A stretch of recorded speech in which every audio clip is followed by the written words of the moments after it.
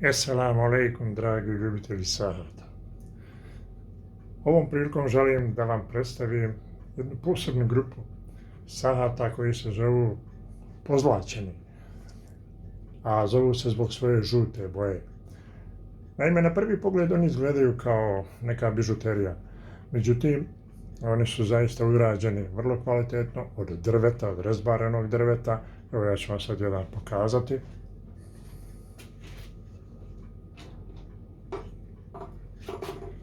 Evo vidite da je to drvo.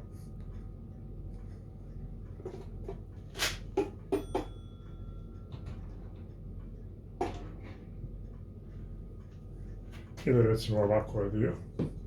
Vidite da je to drvo.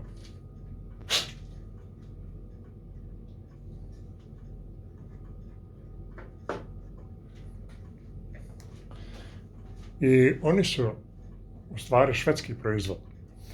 Rađeni su otprilike 1900. godina, znači plus minus 30 godina, i to je tada bio trend ovih sahatova i može se naći još prilično dobar broj ovdje u Švedskoj.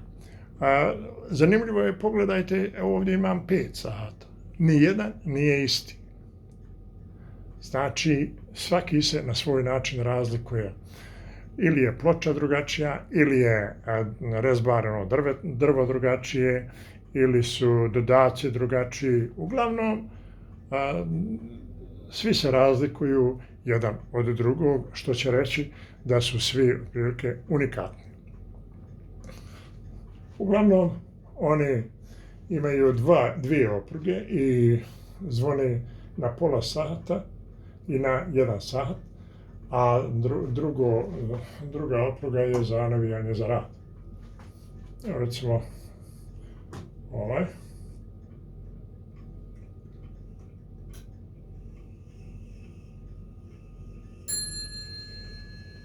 Trebalo bi 4 puta, jer su 4 sata.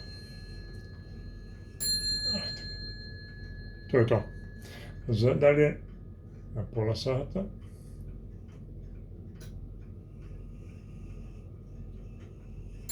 Eto ga vidite.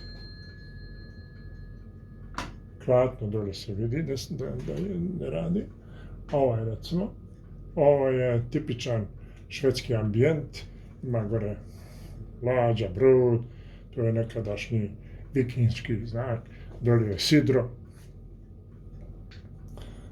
Da vidimo ovo.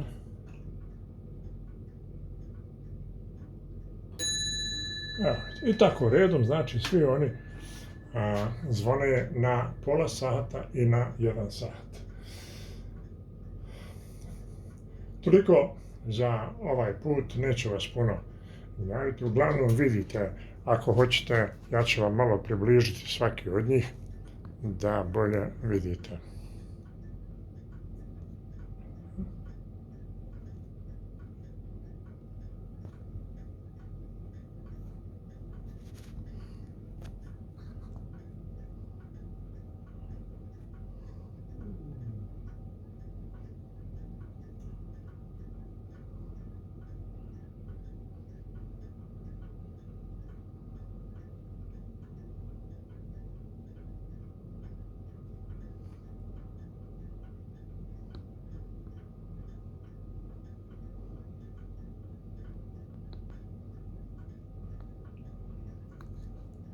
Ovaj ovdje u sredini je posebno zanimljivo urađen.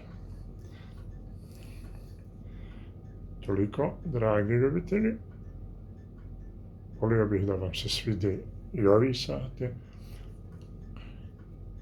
kao i prethodni. Hvala vam. Živi, zdravi bili.